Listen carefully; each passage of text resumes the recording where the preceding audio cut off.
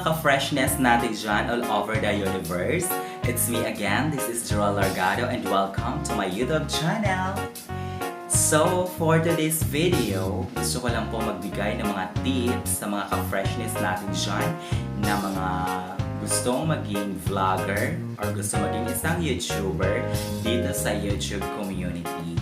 Gamit lamang ang ating mga smartphone. So kung ikaw ay bago lamang at kung gusto mo maging isang vlogger or YouTuber, gamit lamang ang iyong smartphone, tamang-tama dahil magbibigay ako ng 5 steps kung paano maging maganda at maayos ang ating mga bawat video na ina-upload natin dito sa ating YouTube channel or sa iyong YouTube channel. So, gamit lamang ang ating mga smartphone or Android phone, pwede ka nang mag-vlog, pwede ka nang gumawa ng video. Yon. So, ang unang steps natin, kailangan natin syempre, una-una ang camera settings. Kailangan natin i-set ang camera settings natin sa ating smartphone. Pindutin natin yung front camera, tapos yung video. Kailangan naka-HD or ang size ng video natin ay 1280 by 720. Yan, nakikita nyo sa ating screen. Dapat merong ganyan ng inyong Android phone. Pero yan sa mga Android phone yan. Yung HD 1280 by 720 para yan sa mga Android phone. Para maging malinaw at para maging maganda ang ating video na i-upload natin sa YouTube. So, ang pangalawang step, kailangan pagkagawa tayo ng video or mag-film tayo, dapat naka-horizontal ang ating smartphone. Ganito. Yan. Kailangan nakaganito ang ating smartphone para pag once na in-upload natin siya sa YouTube or sa ating channel, ganito din ang lalabas.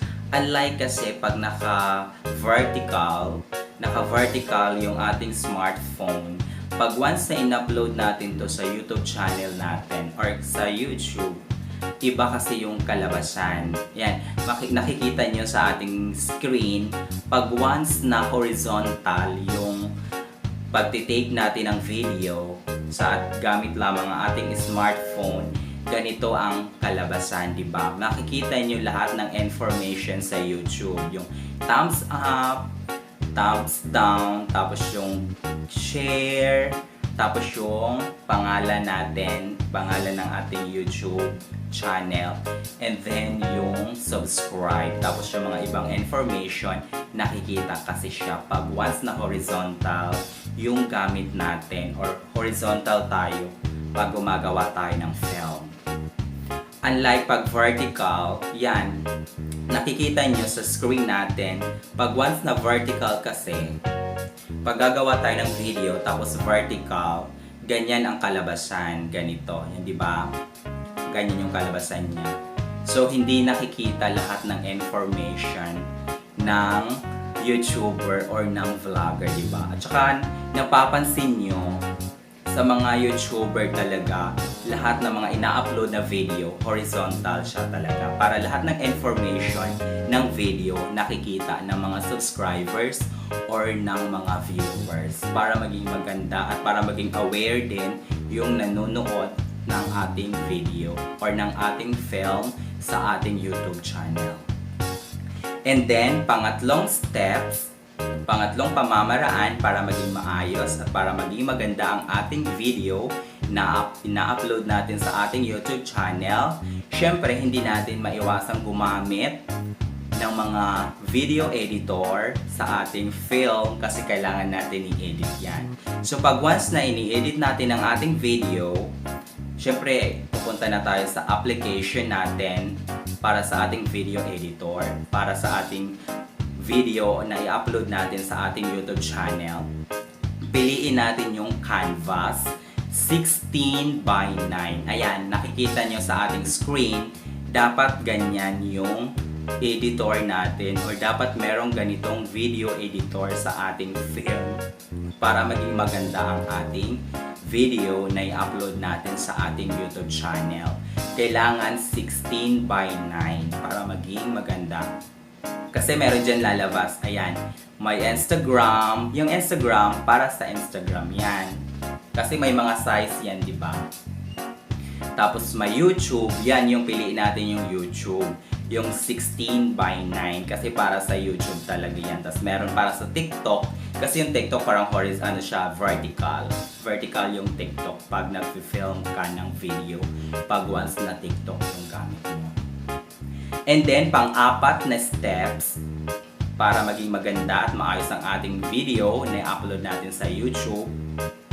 Kailangan meron tayong thumbnail sa mga bawat video na ina-upload natin kay YouTube.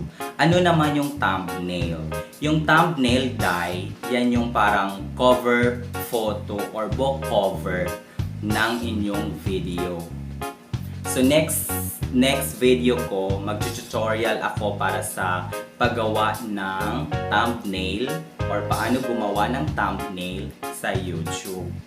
At paggawa ng thumbnail, kailangan may ida-download tayong application kasi yun yung paraan para makagawa tayo ng thumbnail sa ating mga bawat video na ina-upload natin sa YouTube.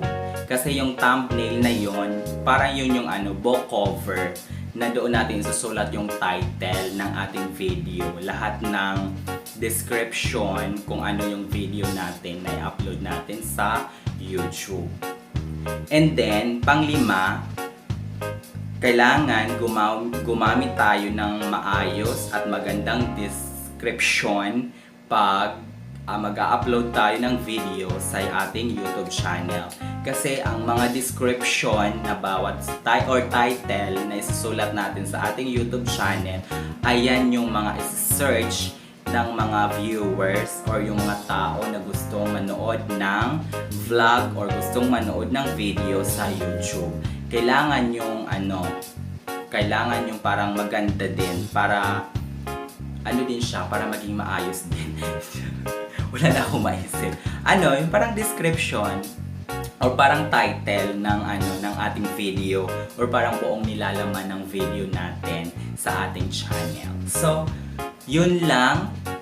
Camera settings, video film editor, application or video editor, tapos thumbnail, tapos yung description or title ng ating video ni-upload natin sa ating YouTube channel.